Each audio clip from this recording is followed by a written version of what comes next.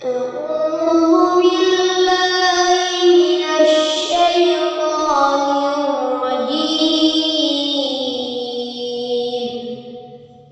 بسم الله الرحمن الرحيم.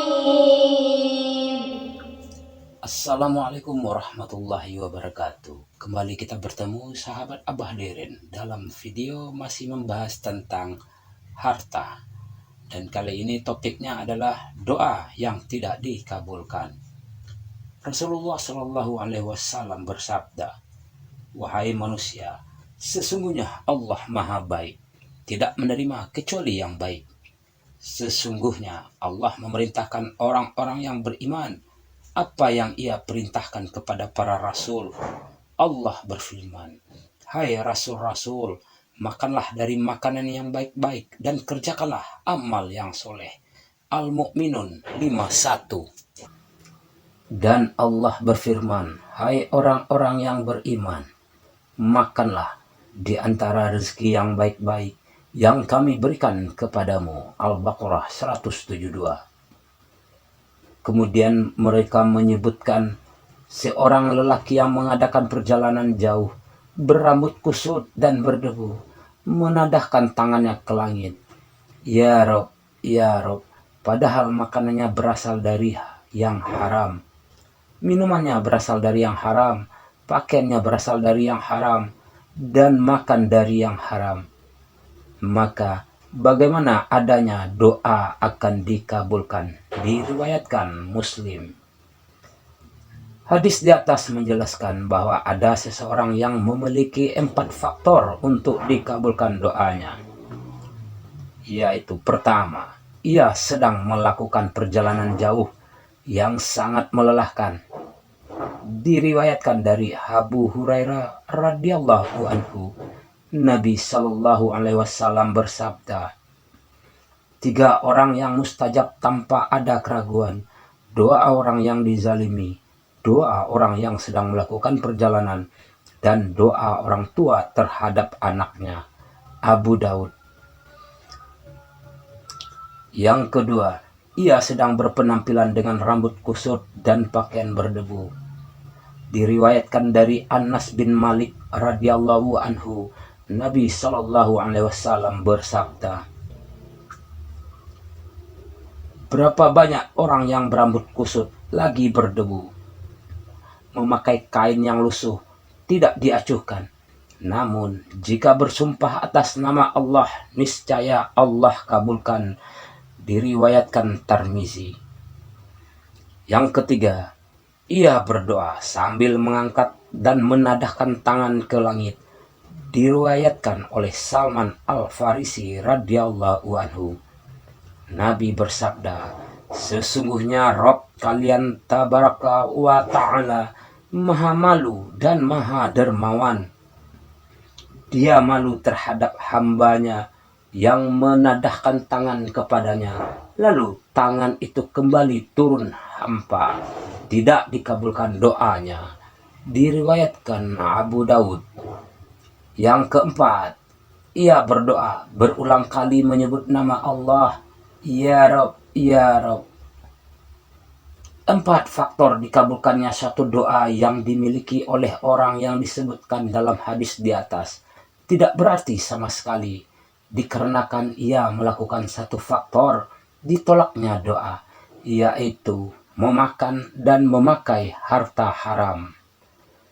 Karena doa merupakan inti dari ibadah sholat, maka bila doa ditolak, dikhawatirkan sholat pemakan harta haram juga ditolak. Ibnu Abbas radhiyallahu anhu berkata, Allah tidak menerima sholat seorang yang di dalam perutnya ada makanan haram. Selain dikhawatirkan salatnya tidak diterima, amal ibadah pokok yang lain juga tidak diterima. Sedekah dan zakatnya tidak diterima. Lalu Nabi bersabda, Allah tidak menerima salat tanpa bersuci terlebih dahulu.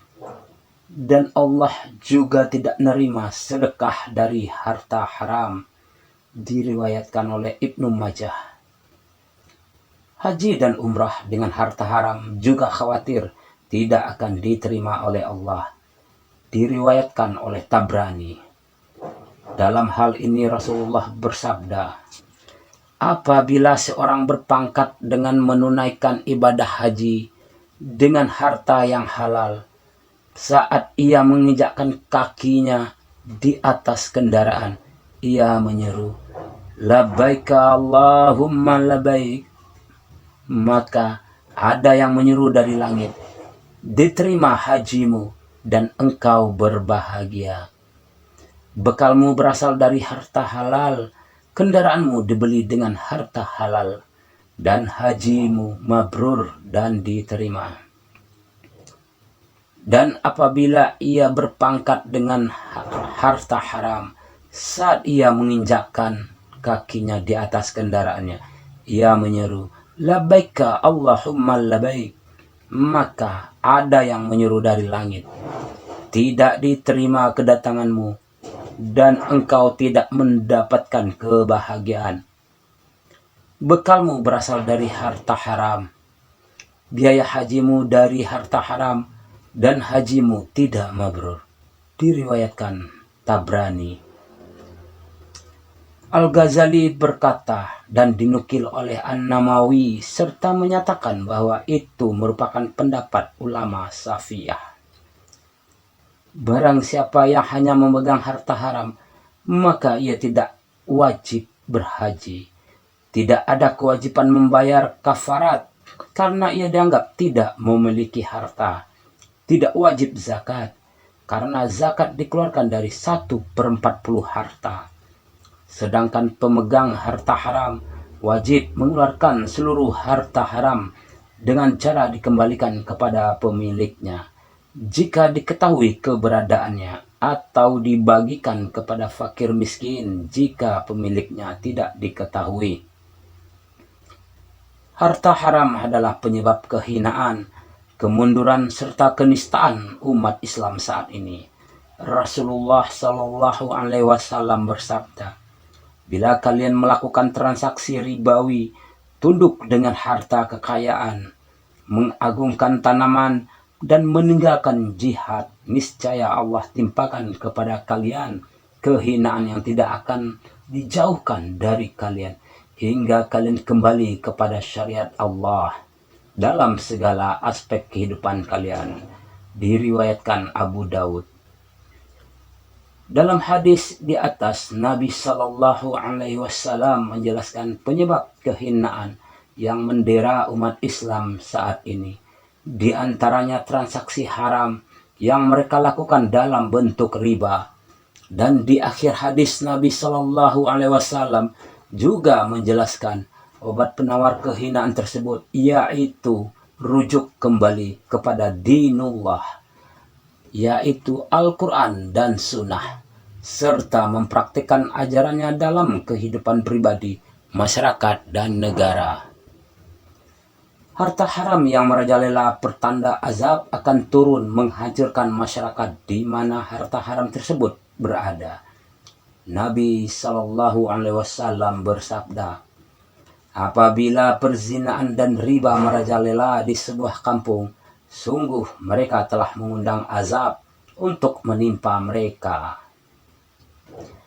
Maka jangan ditanya apa penyebab datangnya bencana silih berganti menimpa negara pemakan harta haram. Itu semua berasal dari dosa-dosa yang dilakukan oleh manusia, di antaranya memakan harta haram.